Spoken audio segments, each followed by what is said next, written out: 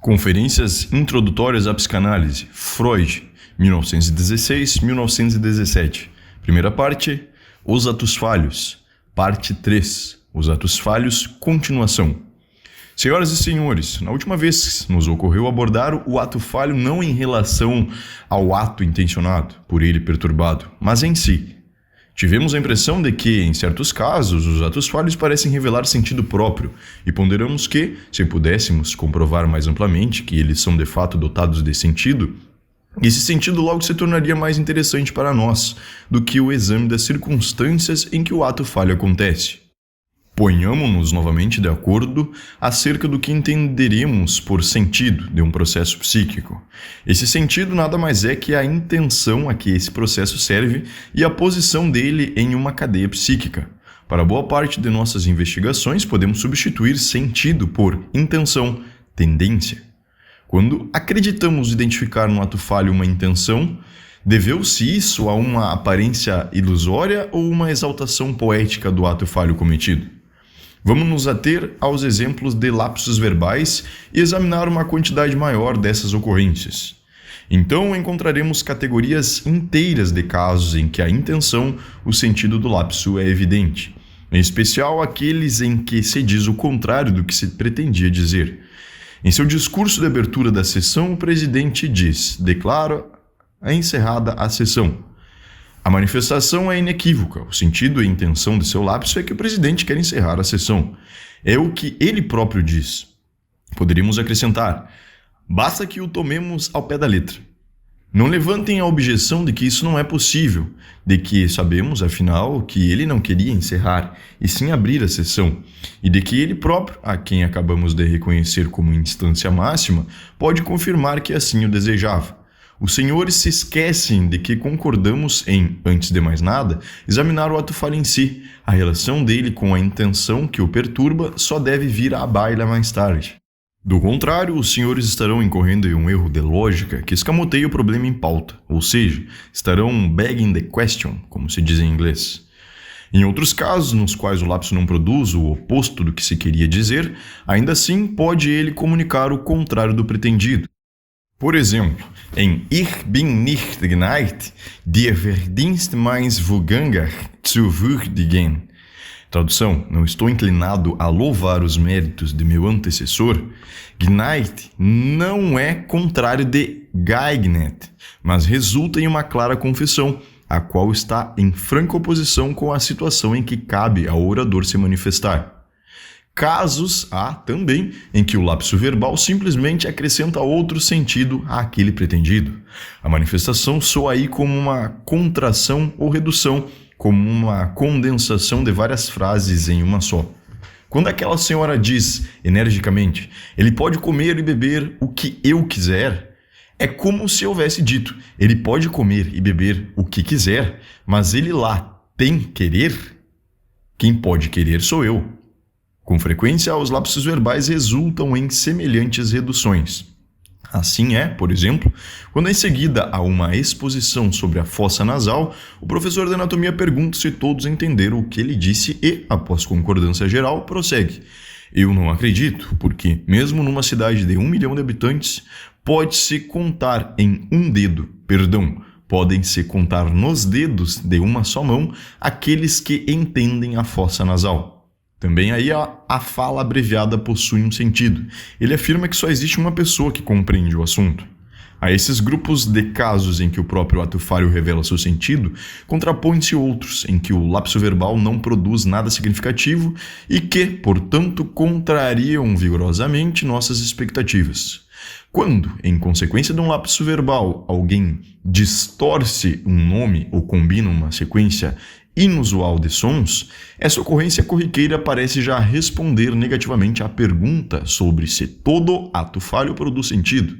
Contudo, de um exame mais aproximado desses exemplos, resulta uma fácil compreensão de tais deformações, chegando-se mesmo a verificar que não é tão grande a diferença entre esses casos mais obscuros e os anteriores, mais evidentes.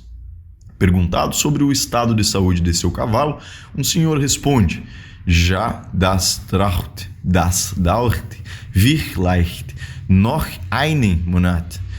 Tradução: isso, Drew. Isso dura ainda um mês, talvez. Indagado sobre o que havia querido dizer de fato, ele explica ter pensado que aquela era uma história triste, traurig, o choque entre Dauer e traurig tendo, pois, produzido a palavra inexistente, drought, Meringer e Meyer. Outra pessoa, ao se queixar de determinados acontecimentos, diz: "Dem habe sind Zeitchen zum Wortwein gekommen." Perguntada a respeito do que havia dito, ela confirma que pretendeu caracterizar os acontecimentos em questão como Schweinereien, porcarias. Juntas, as palavras Wortschein e Schweinereien deram origem à estranha Wortschwein, Meringer e Meyer. Lembrem-se também do caso daquele jovem que desejou Begleitigen, a dama desconhecida. Tomamos a liberdade de decompor a palavra utilizada em duas outras, begleiten, acompanhar, e beleidigen, ofender. E nos sentimos seguros de nossa interpretação sem demandar confirmação para ela. Por esses exemplos, os senhores veem agora que também os casos mais obscuros dos lapsos verbais se deixam explicar pela junção de duas intenções diversas, ou seja, pela inferência. As diferenças entre tais casos resultam apenas do fato de que, às vezes, uma intenção substitui a outra por completo, como nos lapsos que afirmam o contrário do pretendido, ao passo que outras vezes ela se limita a deformar ou modificar o que se queria dizer, dando origem a construções mistas que, em si, parecem, em maior ou menor grau, plenas de sentido. Queremos, agora, ter compreendido o segredo de um grande número de lapsos verbais. Se nós ativermos essa percepção, poderemos compreender outros grupos também, ainda enigmáticos para nós. No caso da deformação de nomes, por exemplo, não podemos atribuí-la sempre e somente à concorrência entre dois nomes parecidos, mas diferentes. Outra intenção, no entanto, não é difícil de adivinhar. A deformação de um nome é coisa que também ocorre, muitas vezes, fora dos domínios dos lapsos verbais.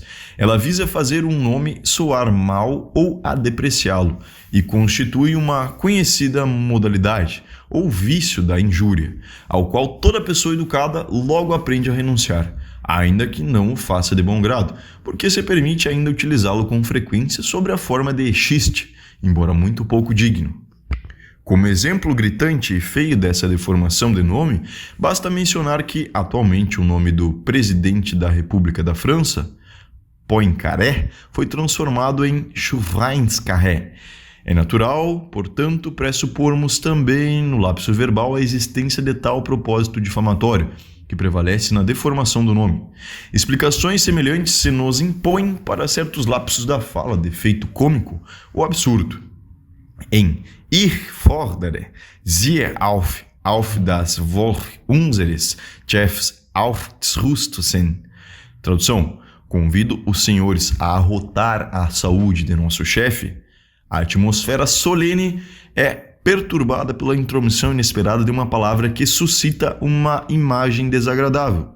Segundo o modelo de certos xingamentos e imprecações, não podemos imaginar outra coisa senão que pretende expressar-se aí uma vigorosa tendência contrária à suposta homenagem, a qual deseja, antes, dizer: não creio que estou falando sério. Não dou a mínima para esse sujeito, ou coisa parecida. O mesmo vale para aqueles lapsos que transformaram palavras inofensivas em expressões inapropriadas e obscenas, como apopos em vez de apropos, ou Einschweibchen em lugar de Eiweißscheibchen, Meringer e Meyer. Conhecemos em muitas pessoas essa tendência a transformar deliberadamente palavras inofensivas em obscenas, pelo prazer que assim obtém. Essa deformação é tida como espirituosa e, na realidade, toda vez que ouvimos alguém dizer coisa semelhante, é necessário que, em primeiro lugar, descubramos se esse alguém o fez de propósito, à maneira de um xiste, ou se de fato cometeu um lapso verbal. Com essas considerações, teríamos, pois, solucionado sem grande esforço o enigma dos atos falhos. Eles não são obra do acaso, mas atos psíquicos sérios possuem um sentido e nascem da conjunção, ou melhor, do confronto de duas intenções diferentes. Agora, porém, compreendo que os senhores queiram me cobrir de um sem número de perguntas e dúvidas que cumpre responder e resolver, antes que possamos nos comprazer desse primeiro resultado do nosso trabalho. Eu com certeza não quero instigá-los a decisões precipitadas. Assim, submetamos todas as nossas considerações, uma a uma, à ponderação isenta. O que desejariam os senhores me perguntar? Creio que essa explicação é válida para todos os casos de lapso verbal ou apenas para um certo número deles?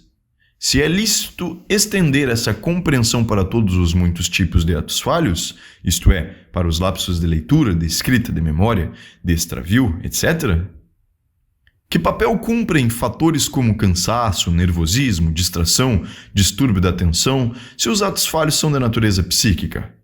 Além disso, nota-se que, das duas tendências neles concorrentes, uma é sempre evidente, ao passo que outra nem sempre o é.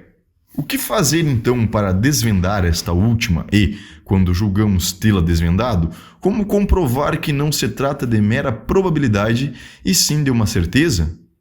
Terão os senhores ainda outras perguntas? Se não as têm, prossigo com minhas ponderações. Lembro a todos que, na verdade, os atos falhos em si não nos importam tanto, que, de seu estudo, desejamos apenas aprender algo que seja utilizável na psicanálise.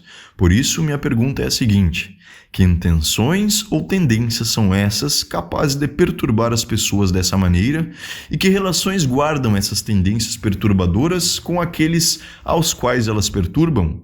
Assim, nosso trabalho recomeça após a solução do problema. Seria essa, então, a explicação para todos os casos de lapso verbal?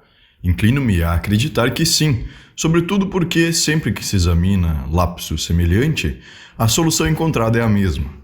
Não se pode, contudo, comprovar que um lapso verbal não possa ocorrer sem a atuação de tal mecanismo. Talvez possa. Para nós, não faz diferença do ponto de vista teórico, uma vez que permanecem válidas as conclusões que desejamos tirar para esta introdução à psicanálise. E assim seria mesmo que apenas uma minoria dos lapsos da fala se sujeitasse à nossa concepção, o que de certo não é o caso. À pergunta seguinte, sobre se podemos estender para os demais tipos de atos falhos o resultado que obtivemos para o lapso verbal, desejo responder antecipadamente que sim. Os senhores mesmos se convencerão disso quando nos voltarmos para o exame de lapsos da escrita ou de quando nos equivocamos ao apanhar um objeto, etc. Contudo, por razões técnicas, sugiro aos senhores adiar esse trabalho até que tenhamos tratado ainda mais a fundo o próprio lapso verbal. Resposta mais detalhada merece a pergunta sobre que importância tem ainda fatores como o distúrbio da circulação, o cansaço, o nervosismo, a distração, a teoria do distúrbio da atenção, todos eles ressaltados por outros autores, uma vez aceito o mecanismo psíquico do lapso verbal que aqui descrevemos. Notem os senhores que não contestamos esses fatores. É de resto pouco comum a psicanálise contestar o que outros afirmaram. Em geral, ela apenas acrescenta algo novo ao que foi dito, e vez por outra acontece do novo elemento, até então ignorado, ser precisamente o essencial. A influência que disposições fisiológicas ocasionadas por leve mal-estar, distúrbio da circulação, estados de esgotamento exercem na ocorrência do lapso verbal deve ser de pronto reconhecida. A experiência pessoal e cotidiana poderá convencê-los de que assim é, e, no entanto, quão pouco isso explica. Acima de tudo, elas não são condições necessárias para a ocorrência do ato falho. O lapso verbal é igualmente possível em um estado de saúde perfeito e de pleno bem-estar. Portanto, esses fatores físicos atuam apenas como facilitadores e favorecedores do mecanismo psíquico singular que produz o lapso verbal. Para explicar essa relação, certa vez vali-me de um símile que repito agora, porque não saberia substituí-lo por outro melhor. Suponham que, tendo-me dirigido na escuridão da noite a um local deserto, eu seja assaltado por um vagabundo que me leva o relógio e a carteira. Em seguida, como não vi com nitidez o rosto do ladrão, dou queixa na delegacia mais próximo com as seguintes palavras: a solidão e a escuridão acabam de me roubar de meus pertences. O delegado de polícia pode, então, me dizer: o senhor parece sustentar sem razão uma postura extremamente mecanicista. Caracterizaremos assim o ocorrido. Sob o manto da escuridão e favorecido pela solidão, um ladrão desconhecido arrebatou-lhe objetos de valor. No seu caso, o fundamental me parece ser que encontremos o ladrão. Depois, talvez possamos recuperar o que lhe roubou. Os fatores psicofisiológicos, como a agitação, a distração, o distúrbio de atenção, contribuem muito pouco para o propósito do esclarecimento. São apenas fórmulas vazias, biombos atrás dos quais não devemos deixar de olhar. A questão é, antes, o que suscitou a agitação ou um particular desvio da atenção. As influências dos sons, as semelhanças entre as palavras e as associações habituais que elas propiciam devem ser vistas como significativas. Todas elas facilitam o lapso verbal, na medida em que indicam os caminhos que ele poderá trilhar. Quando, porém, vejo um caminho à minha frente, decorre naturalmente daí que vou segui-lo. Falta-me ainda um motivo para que eu me decida a trilhá-lo e, além disso, uma força que me leve adiante nesse caminho. Assim, tanto quanto as disposições físicas, as relações entre os sons e as palavras são apenas favorecedores do lapso verbal, incapazes de lhe prover verdadeira explicação. Afinal, considerem os senhores, na imensa maioria dos casos, meu discurso não se deixa perturbar pela circunstância de, por semelhança fonêmica, as palavras que utilizo lembrarem outras, ou de estarem elas intimamente vinculadas a seus antônimos, ou, ainda, de suscitarem associações comuns. Poderíamos, talvez, acompanhar o filósofo Wundt, que nos informa que o lapso verbal ocorre quando, em decorrência do esgotamento físico, as tendências à associação levam a melhor sobre a intenção geral do discurso. A afirmação soaria muito bem se não a contrariasse a experiência, que atesta que numa série de casos faltam os fatores somáticos que favorecem o lapso verbal, e em outra os fatores associativos. A pergunta seguinte dos senhores possui para mim interesse particular, ou seja, de que maneira é possível constatar as duas tendências a interferir uma com a outra? Os senhores provavelmente não imaginam a importância capital que essa questão tem. Uma dessas tendências, a que sofre perturbação, é sempre inequívoca, não é mesmo? A pessoa que comete o ato falho a conhece e admite. Motivo para dúvidas e preocupações só nos pode oferecer a outra, a tendência perturbadora. Pois bem, já vimos, e os senhores de certo não se esqueceram disto, que, em uma série de casos, também essa segunda tendência é clara. Ela é indicada pelo efeito do lapso, quando temos a coragem de reconhecê-lo como tal. O presidente da Câmara, ao dizer o oposto do que pretendia, deixa claro que deseja abrir a sessão, mas deixa igualmente claro que gostaria de encerrá-la. Isso é tão evidente que nada resta aí a interpretar. Naqueles casos, porém, em que a tendência perturbadora apenas deforma a original, sem manifestar-se por completo, como chegar à tendência perturbadora a partir da deformação? Em uma primeira série de casos, isso pode ser feito de maneira simples e segura, ou seja, da mesma maneira como constatamos a tendência que sofreu perturbação.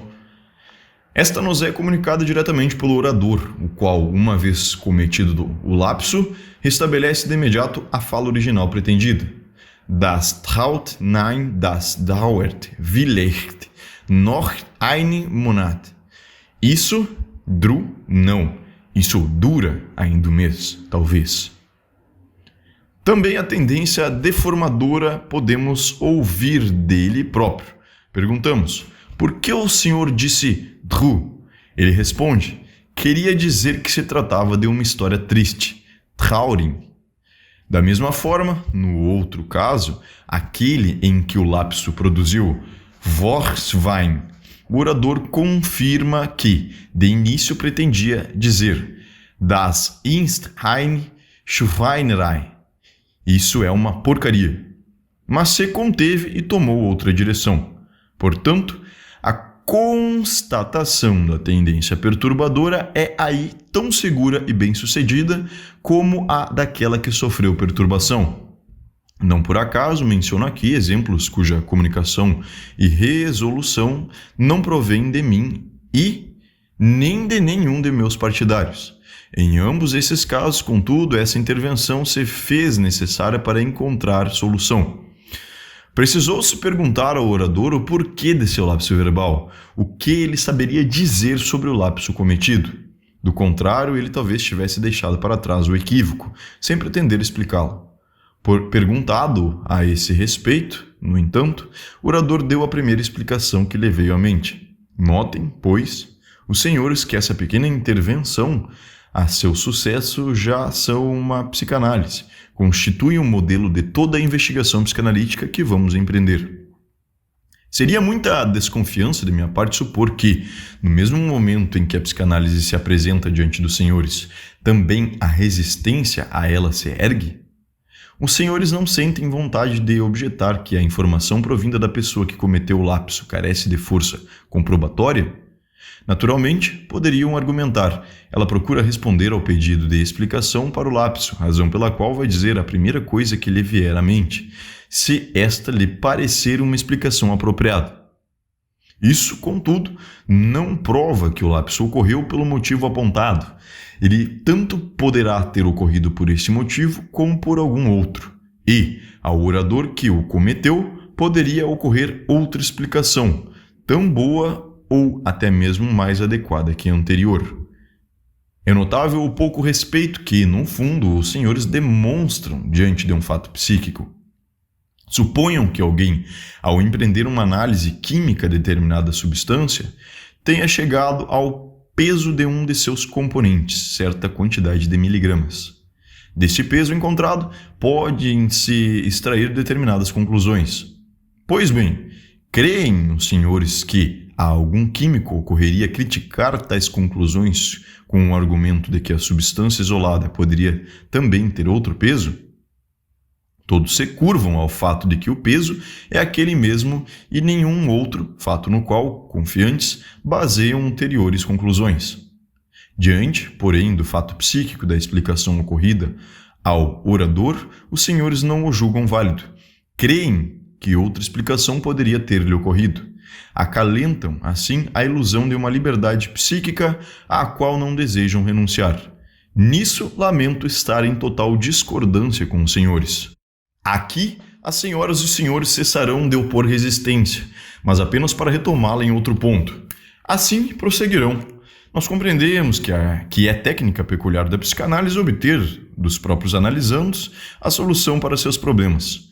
Tomemos, então, outro exemplo, aquele do orador que exorta todos os presentes a arrotar a saúde do chefe. O senhor diz que, nesse caso, a intenção perturbadora é a do insulto. É ela que se opõe à manifestação de respeito. Isso, contudo, é mera interpretação sua, baseada em observações exteriores ao lapso verbal. Se, nesse caso, o senhor perguntar àquele que perpetrou o lapso, ele não confirmará que seu intuito era o de insultar. Pelo contrário, negará com veemência semelhante intenção. Diante de negativa tão clara, por que o senhor não abandona sua interpretação não comprovada? Sim, aqui os senhores encontraram um forte argumento. Ponho-me a imaginar esse orador desconhecido. É provável que ele seja um assistente do catedrático homenageado, talvez já professor contratado, um jovem diante das melhores oportunidades da vida.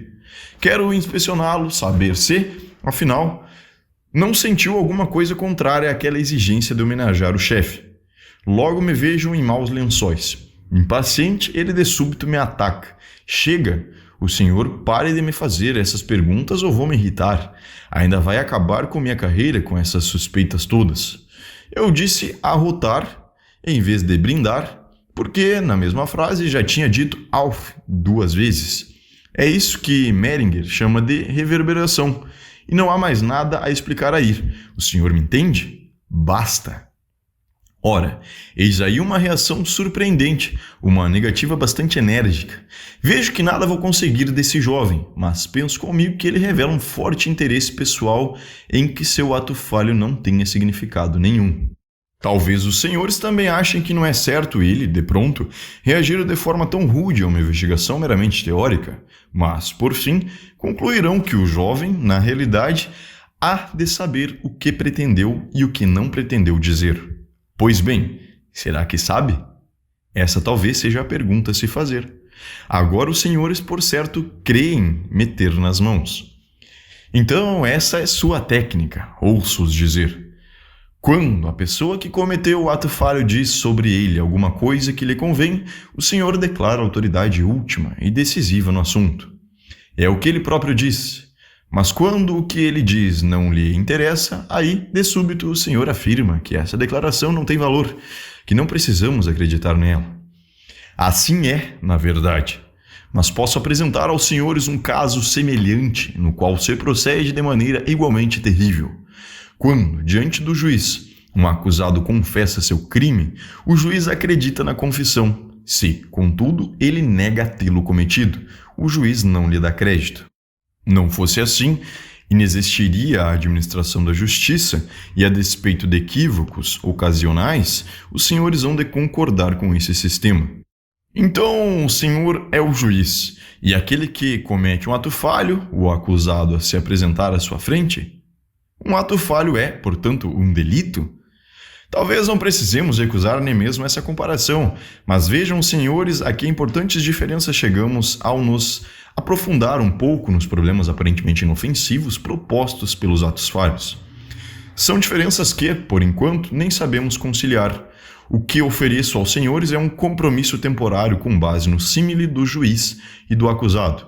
Os senhores admitem que é indubitável o sentido de um ato falho quando quem o reconhece é o próprio analisando.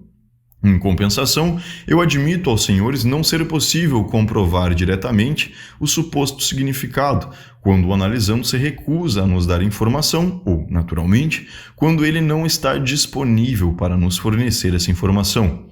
Nesse caso, como ocorre na administração da justiça, dependeremos de indícios, os quais poderão tornar uma decisão ora mais, ora menos provável. Em um tribunal, uma condenação baseada em provas indiciárias se dá também por razões práticas. Nós, de nossa parte, não temos essa necessidade, nem por isso, todavia, somos obrigados a renunciar à exploração de tais indícios. Seria um equívoco acreditar que toda a ciência se compõe apenas de proposições estritamente comprovadas, bem como seria injusto exigir que assim fosse. Tal exigência só faz um espírito que tem ânsia de autoridade, que necessita substituir seu catecismo religioso por outro, ainda que científico. Em seu catecismo, a ciência tem apenas algumas proposições apodícticas. O resto são afirmações que ela elevou a certos graus de probabilidade. Contentar-se com essas aproximações à certeza e, na ausência das comprovações derradeiras, ser capaz de dar continuidade ao trabalho construtivo é justamente um sinal do modo de pensamento científico. Mas de onde extrair os fundamentos para nossas interpretações, os indícios a corroborar nossa comprovação, quando a própria declaração do analisando não esclarece o sentido do ato falho? De diversas partes. Em primeiro lugar, da analogia com fenômenos exteriores aos atos falhos, como, por exemplo, quando afirmamos que a deformação de um nome em um lapso verbal possui o mesmo significado difamatório de uma deturpação deliberada desse nome. Além disso, podemos extraí-los da situação psíquica em que o ato falho ocorre, de nosso conhecimento do caráter da pessoa que o comete e das impressões que afetaram essa pessoa antes de cometê-lo, às quais o ato falho constitui, possivelmente, uma reação. Em regra, procedemos de modo a formular nossa interpretação do ato falho a partir de princípios gerais, uma interpretação que será, de início, apenas uma conjectura, uma sugestão de interpretação, para a qual, a seguir, buscamos confirmação no exame da situação psíquica. Por vezes, precisamos esperar por acontecimentos futuros, anunciados, por assim dizer, pelo próprio ato falho, a fim de obter a confirmação de nossa hipótese. Demonstrar isso aos senhores não é tarefa que se torne mais fácil para mim, se me atenho ao domínio dos lapsos verbais, embora também aí haja bons exemplos. O jovem desejoso de begleitigen, uma dama com certeza é tímido. A senhora cujo marido pode comer e beber o que ela quiser, eu a reputo uma daquelas mulheres enérgicas a conduzir sua casa com mão de ferro. Ou considerem o seguinte caso: em uma Assembleia Geral da Concórdia, um jovem membro da associação profere um veemente discurso oposicionista, no curso do qual se dirige aos diretores da instituição como Vorschussmitglieder, membros da Vorschus, aparentemente uma mistura de Vorstand, direção, e Ausschuss, comitê. Podemos supor ter se manifestado nele uma tendência perturbadora contrária à sua oposição, tendência esta apoiada talvez em algo que podia estar relacionado a um Vorschuss, adiantamento. E, de fato, descobrimos por nosso informante que o orador, sempre necessitado de dinheiro, havia acabado de solicitar um empréstimo.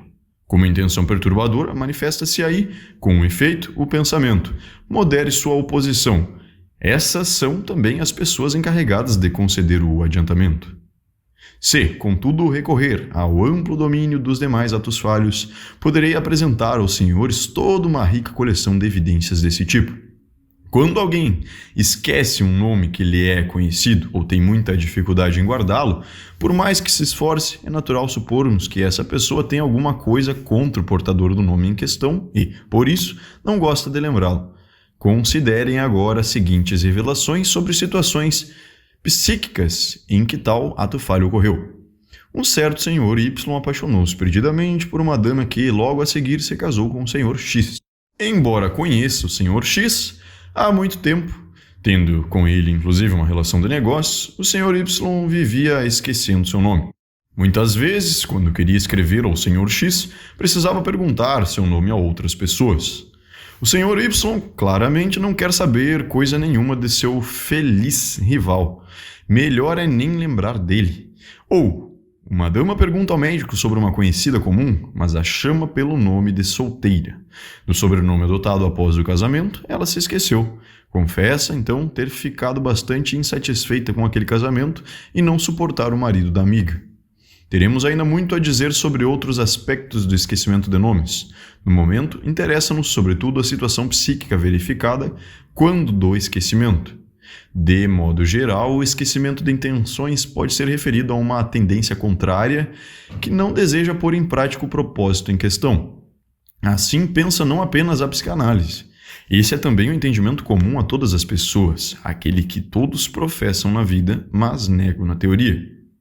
O benfeitor que se desculpa com seu protegido por ter se esquecido de atender a um pedido não tem sua justificativa aceita por ele. O protegido pensará de imediato: ele pouco se importa, prometeu, mas na verdade não quer fazer. Em certas circunstâncias, portanto, também na vida real, o esquecimento é mal visto. A diferença entre o entendimento popular e o psicanalítico desses atos falhos parece ter sido abolida.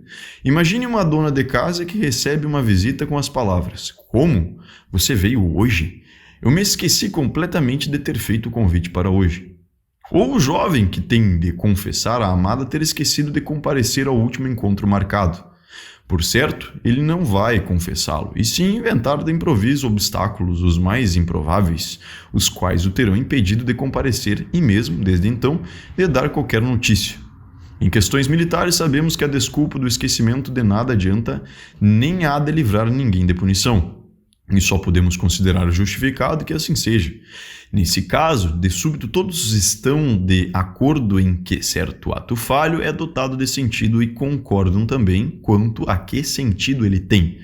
Porque, então, não são coerentes o bastante para estender esse entendimento aos demais atos falhos, reconhecendo, de uma vez por todas? Também para isso é evidente, há uma resposta. Se até mesmo os leigos pouco duvidam no sentido desse esquecimento de uma intenção, tão menos surpresos ficarão os senhores ao descobrir que os poetas o empregam com idêntico significado. Quem aqui já viu ou leu César e Cleópatra, de Bernard Shaw? Há de se lembrar de que, na última cena da peça, um César de partida é atormentado pela ideia de que pretendia fazer algo de que agora já não se recorda. Por fim, revela-se o que ele havia esquecido, de se despedir de Cleópatra. Esse pequeno expediente empregado pelo dramaturgo pretende atribuir ao grande César uma superioridade que ele não possuía nem almejava. Fontes históricas dirão aos senhores que César determinou que trouxessem Cleópatra para Roma e que ali ela se encontrava na companhia de seu pequeno Cesário, quando César foi assassinado, ao que, então, Cleópatra fugiu da cidade. Os casos de esquecimento de uma intenção são, em geral, tão claros que pouca utilidade possui para nosso propósito de extrair da situação psíquica indícios que apontem para o sentido de um ato falho. Voltemos nossa atenção para uma modalidade de ato falho particularmente rica em significados e inescrutável: aqueles casos em que perdemos um objeto ou não sabemos onde o guardamos. Os senhores, por certo, não julgarão crível que, na perda de um objeto, uma casualidade que com frequência nos é dolorosa, tenhamos nós próprios participação deliberada. Contudo, observações como as que seguem existem em profusão. Um jovem perde o lápis de que gostava muito. Dias antes havia recebido uma carta do cunhado que terminava com as seguintes palavras: "No momento não tenho vontade nem tempo de apoiar tua leviandade e tua preguiça." O lápis, no entanto, tinha sido presente desse mesmo cunhado.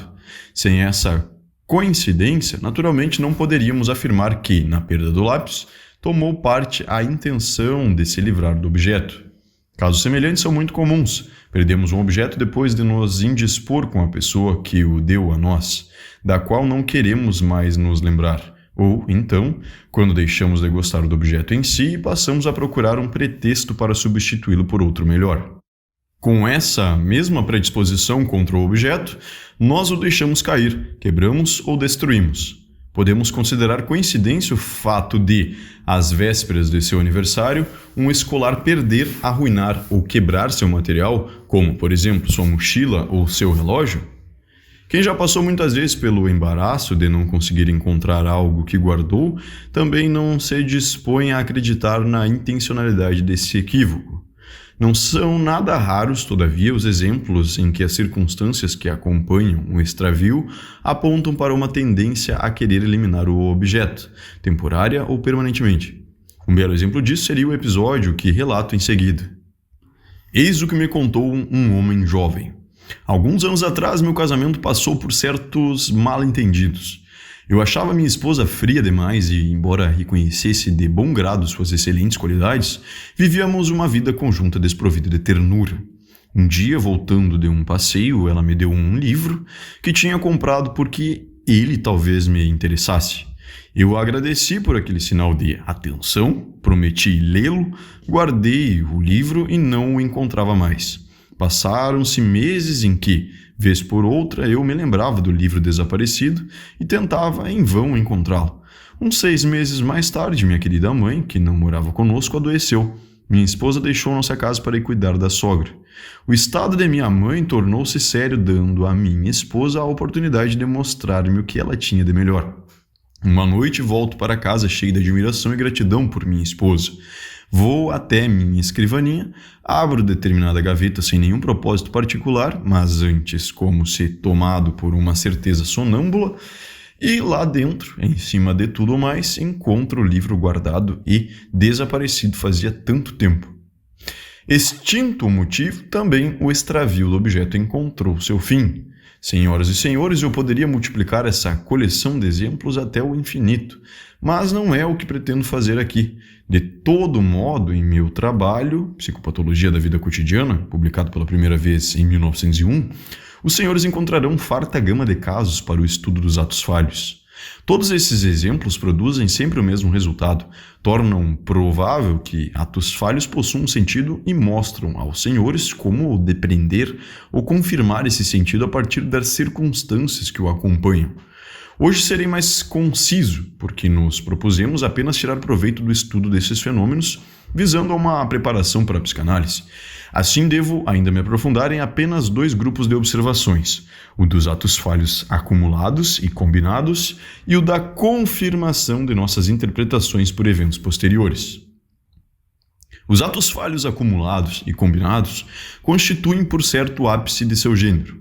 Fosse nossa preocupação provar que atos falhos podem ter um sentido, bastaria termos nos restringido já de início a essa categoria, porque nela o sentido se revela inequívoco, até mesmo a percepção é embotada e se impõe ao mais crítico dos juízos.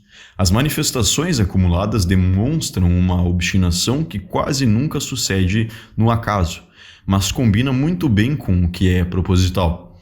Por fim, a alternância das diversas modalidades de ato falho nos mostra o que nele é mais importante e essencial, não a forma ou o meio de que se vale, e sim a intenção a qual ele próprio serve e que há de ser realizada por caminhos os mais diversos. Quero, pois, apresentar aos senhores um caso de esquecimento repetido. Ernest Jones relata que certa vez escreveu uma carta e, por motivos que ele próprio desconhecia, esqueceu-a durante vários dias sobre a escrivaninha. Por fim decidiu postá-la, mas recebeu-a de volta do Dead Letter Office, porque se esquecera de endereçá-la. Então, depois de fazê-lo, levou-a à caixa do correio, mas desta vez não tinha selos. Foi, enfim, obrigado a reconhecer para si mesmo sua relutância em enviar aquela carta. Em outro caso, combinam-se o apanhar equivocado de um objeto com seu extravio. Uma senhora viaja para Roma na companhia do cunhado, um famoso artista. O visitante é bastante festejado pelos alemães que moram na cidade e, entre outras coisas, ganha de presente uma antiga medalha de ouro. A senhora se irrita com o fato de o cunhado não saber apreciar devidamente a beleza da peça. Substituída pela irmã, ela volta para casa e, ao desfazer as malas, descobre que, sem saber como, levou consigo a medalha. Por carta, comunica o fato de imediato ao cunhado e anuncia que, no dia seguinte, enviaria de volta para Roma a peça sequestrada. No dia seguinte, porém, o objeto se revela tão bem guardado que lhe é impossível localizá-lo e despachá-lo. A senhora, então, se dá conta do significado daquela sua distração, o desejo de ter a medalha para si.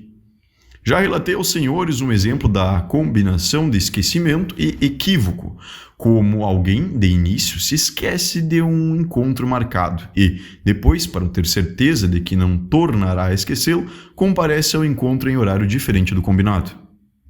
Um caso análogo, extraído de sua própria experiência, relatou-me um amigo dotado de interesses não apenas científicos, mas também literários. Contou-me ele: alguns anos atrás, aceitei minha eleição para o comitê de certa associação literária, porque imaginei que a sociedade poderia me ajudar a levar ao palco uma peça de minha autoria. Ainda que sem grande interesse, eu participava regularmente das reuniões que aconteciam toda sexta-feira. Alguns meses atrás, recebi, enfim, a garantia de que a peça seria encenada no Teatro de F. E, desde então, passou a acontecer com frequência de eu me esquecer das reuniões da associação.